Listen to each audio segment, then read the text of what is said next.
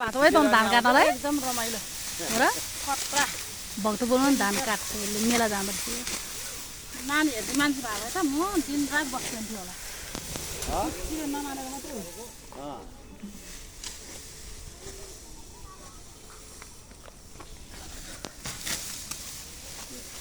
तिहारको भोलिपल्टदेखि धान काट्न सुरु गरे अहिले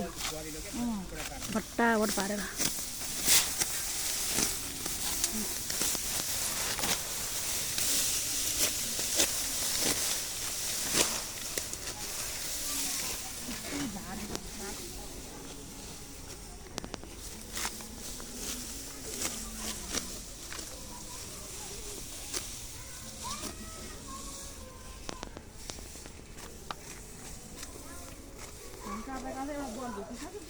खोइ फुटबल